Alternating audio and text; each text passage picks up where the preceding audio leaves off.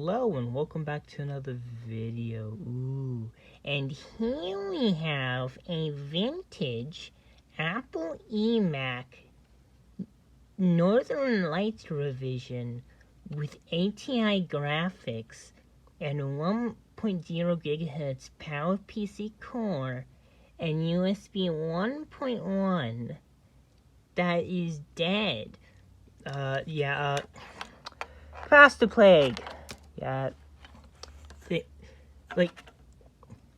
I pulled this out of storage, the whole computer, not just this, because I wanted to test its performance against my Dimension 2400, give it like a second round.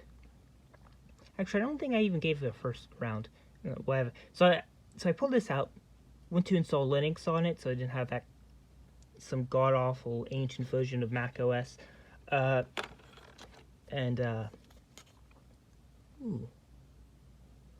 PC 133, 512 MB, and the image was on the CRT was shrunken, which, yeah, whatever. I continued on. Man, it's cold down here, and it at least worked, I have been inside this thing before, as there were dead capacitors when I first got it, and so I went around, put the disk in, booted up to install Linux. It wasn't installing some weird thing where I think the Debian installer was having dementia or something, and it was failing itself with the apt install thing. But then, at one point, where I was checking the I/O memory, it kernel panicked. The second time it was installing the thing, and then the whole thing just froze. At that moment, I knew something was wrong, and so I took it apart. I noticed dead capacitor. One of the capacitors, not these ones. They were Nichicon things, bloated. So I replaced that. Put it back in. Computer wouldn't boot. It just would not boot. It would do the DGAUZ thing, and the high voltage would fire up for a little bit, because the eMac is basically an all-in-one with a CRT monitor. But then it would just turn off again.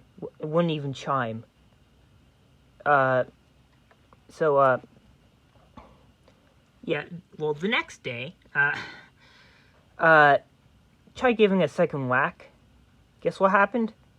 Wouldn't even try to turn on anymore. I even think that first day I even went so far as to underclock it to 800 megahertz. Yeah, 800 megahertz using the jumpers here. Oh man, I'm so cold.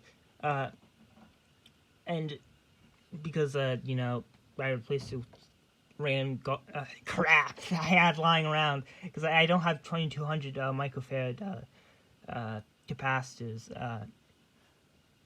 Well, at least not very much of them.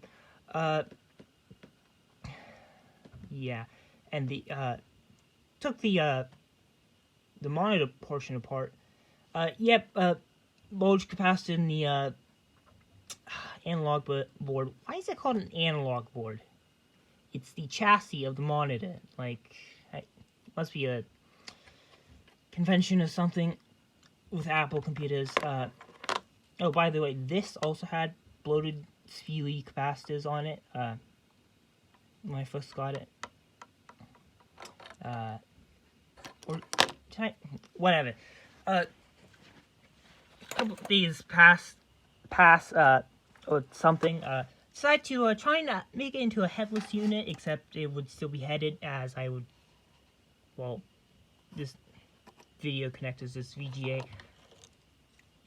But it was just acting finicky, and I thought, well, that's probably down to it just being, I'm only feeding it 12 volts, and, you know, this thing expects, 20 volts on its input, you know, and I could, and, you know, besides the, I'm using, like, that one computer power supply that's kinda on its last leg, because its outputs are kinda low, and 12 volts on this is being, like, 10.5, so I pull, this quite nice, Delta power supply out of the eMac, no, not the eMac, the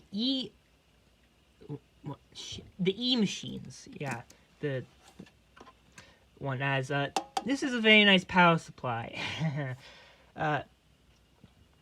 might came from the eMacs, an eMachine computer, but, you know, Delta makes some, at least they made some, good power supplies. I don't know about now.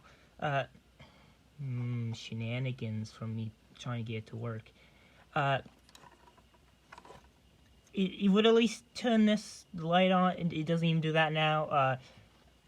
Try feeding this 12 volts from, like, 20 volts. Really riding the short bus right now. And then this just started acting weird. It would charge the capacitors on the voltage on the output of this will just rise slowly. And now it doesn't even work. So yeah, there goes that plan of testing the performance of this thing.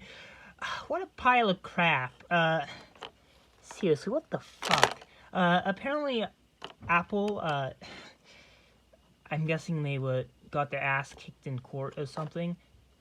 Guess that's kind of a trend with Apple, isn't it? Getting sued for, well, making utter shit like this.